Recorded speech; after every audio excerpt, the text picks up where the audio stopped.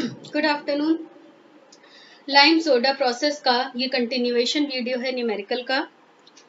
पिछले न्यूमेरिकल में मैंने सॉल्ट्स लिए थे और आपको बताया कि कौन से सॉल्ट्स लाइम में इन्वॉल्व है। लाइम प्रोसेस, लाइम रिक्वायरमेंट जिसमें चाहिए, किसमें सोडा रिक्वायरमेंट है, किसमें लाइम वन सोडा दोनों की रिक्वायरमेंट है। और कुछ ऐसे सॉल्ट्स जैसे सोडियम क्लोराइड और पोटेशियम क्लोराइड भी मिलेंगे आपको, जो ना तो लाइम सोडा में इन्वॉल्व होंगे और ना ही मतलब जो लाइम सोडा प्रोसेस में इन्वॉल्व नहीं होंगे।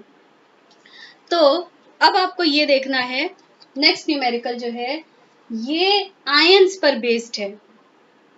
यहां पर आपको सॉल्ट ना दे करके आयंस दिए गए हैं, और अगर आयंस दिए गए हैं तो डेफिनेटली आप यहाँ पर एटॉमिक वेट ऑफ एलिमेंट से डील करेंगे। आपका यहाँ पर कोई भी मतलब नहीं है मॉलिक्यूलर वेट से, जब तक आपको मॉलिक्यूल ना दिया गया हो।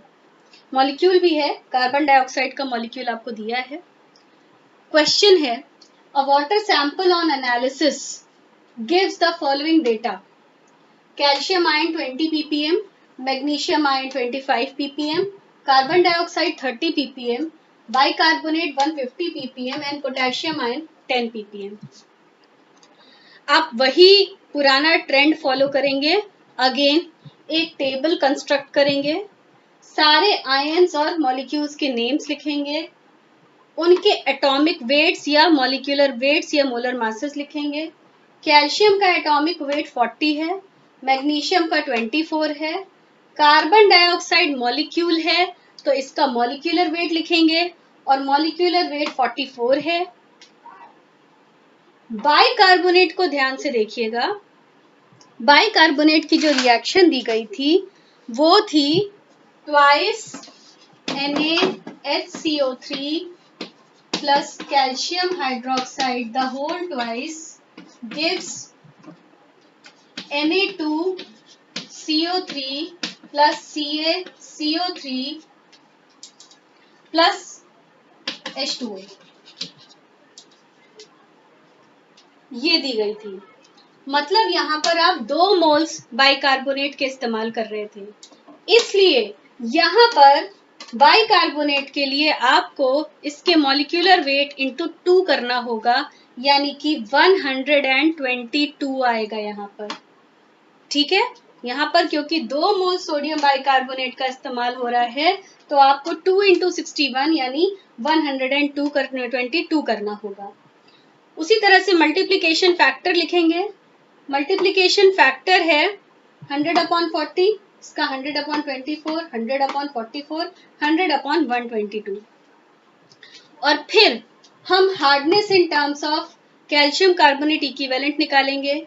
मल्टीप्लिकेशन फैक्टर को इनके कॉन्सेंट्रेशन जो न्यूमेरिकल में दिया है उससे मल्टीप्लाई करके, तो 100/40 इंटू कैल्शियम का कॉन्सेंट्रेशन 20 ppm दिया हुआ है, तो 100/40 इंटू 20 ये वैल्यू आ जाएगी 50 ppm। उसी तरह से 100/24 इंटू 25, 100/44 इंटू कार्बन डाइऑक्साइड का 30 दिया है तो 30, 100/122 इंटू बाइकार्बोनेट का 150 दिया हुआ है। Potassium ion, sodium ion in the form of, ये पोटेशियम क्लोराइड या सोडियम क्लोराइड के फॉर्म में होते हैं।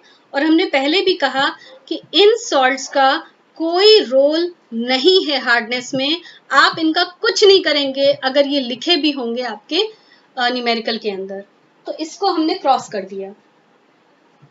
अब ये जो वैल्यूज आपकी आ रही हैं वो आ रही हैं 104 अप्रॉक्स 68 एंड 123। ये अप्रोक्सीमेटली हमें ये वैल्यूज यहाँ पर मिल रही हैं ppm या मिलीग्राम पर लीटर में। यहाँ हमने कहा कि हमें आंसर मिलीग्राम पर लीटर में मिल रहा है। ठीक है,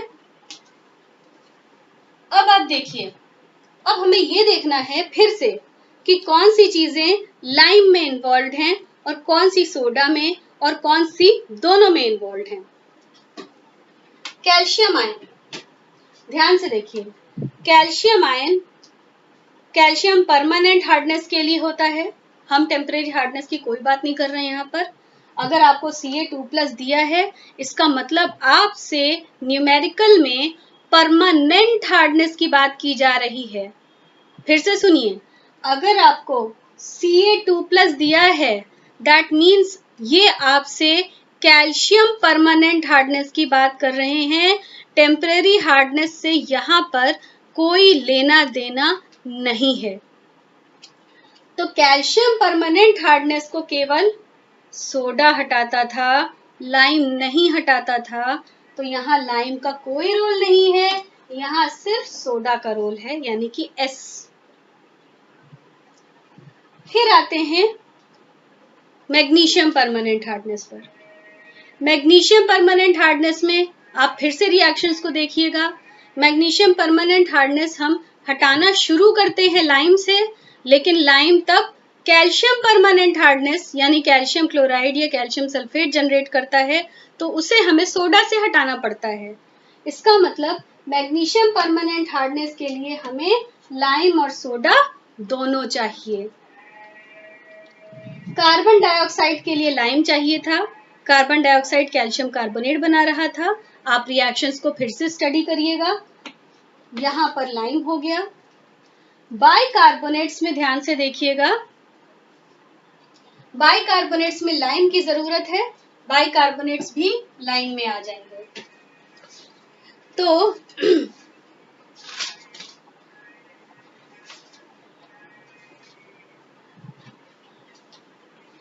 अब हम देखते हैं कि हमें कितना लाइम चाहिए और कितना सोडा चाहिए।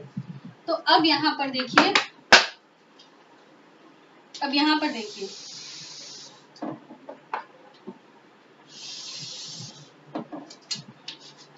amount of lime required is equal to 74/100। 74 था मॉलिक्यूलर वेट ऑफ लाइम। अब लाइम में कौन कौन से सॉल्ट इन्वॉल्व है? मैग्नीशियम, तो 104 plus carbon dioxide 68 plus bicarbonate, bicarbonate lime और लाइम में रिक्वायर्ड है 123। आप उससे अपना आंसर निकाल लेंगे। Amount of soda required is equal to 106/100। 106 molecular weight है सोडा का। सोडा में कैल्शियम आ गया सबसे पहले 50 प्लस सोडा में मैग्नीशियम आ गया 104। अब आप ध्यान से देखिए एक चीज, बाइकार्बोनेट को हटाने का काम तो लाइम कर रहा है, सोडियम बाइकार्बोनेट को, मगर लाइम ने जब इसे हटाया तो प्रोड्यूस हो गया यहाँ पर सोडा। Na2CO3 क्या है? Na2CO3 is soda. मतलब आपने जितना सोडा सप्लाई किया उसमें ये सोडा एक्स्ट्रा अमाउंट में जनरेट हो गया है। तो आपको क्या करना है, जब आप सोडा रिक्वायरमेंट निकालेंगे तो आपको ये सोडा जो एक्स्ट्रा जनरेट हुआ है उसको सप्लाई वाले सोडा से माइनस करना पड़ेगा। ये जनरेट हुआ है और आप amount of soda supplied calculate कर रहे हैं। तो सप्लाइड कैलकुलेट करने के लिए इस अमाउंट ऑफ सोडा को आपको माइनस करना है, सब्ट्रैक्ट करना है। तो आप यहाँ पर करेंगे -123। और आपको बता दें, अगर इस न्यूमेरिकल में सोडियम एल्यूमिनेट होता NaAlO2 तो वो भी जनरेट हो रहा था, उससे भी लाइम जनरेट हो रहा था। तो अगर सोडियम एल्यूमिनेट होता तो आप वापस अपने उन रिएक्शंस वाले नोट्स को चेक करिएगा, उसमें लाइम जनरेट हो रही थी और लाइम जनरेट होगी तो आपको उसको भी यहाँ पर लाइम वाले रिक्वायरमेंट में सब्ट्रैक्ट करना पड़ेगा। Please keep in mind, sodium aluminate होगा तो आप लाइम जनरेट कर रहा था, आप लाइम रिक्वायरमेंट में उसे सब्ट्रैक्ट करेंगे। यहाँ बाइकार्बोनेट सोडा जनरेट कर रहा है तो आप सोडा रिक्वायरमेंट में इसे सब्ट्रैक्ट कर देंगे। तो आपका आंसर आ जाएगा। अगर आपको मान लीजिए यहाँ कहा गया कि आप 1000 लीटर वाटर में निकालिए, तो आपकी मान लीजिए यहाँ x मिलीग्राम पर लीटर वैल्यू आ रही है, तो 1 लीटर में x मिलीग्राम है, तो 1000 लीटर में कितना होगा? तो आपको क्या करना होगा, x इंटू 1000। यहाँ आपकी वैल्यू y आ रही है, y मिलीग्राम पर लीटर, तो 1 लीटर में अगर y है तो 1000 लीटर में कितना होगा, y इंटू 1000 मिलीग्राम्स पर लीटर। इस तरह से आपको न्यूमेरिकल्स सॉल्व करने हैं। और अगर प्योरिटी फैक्टर है तो 100 अपॉन परसेंटेज प्योरिटी से आप मल्टीप्लाई करेंगे। इससे ज्यादा आप इसमें दिमाग ना लगाएं, बहुत कॉम्प्लिकेटेड हो जाएंगे न्यूमेरिकल्स नहीं तो। Thank you. अगर आपको पसंद आए तो please like my video and subscribe it. Thank you.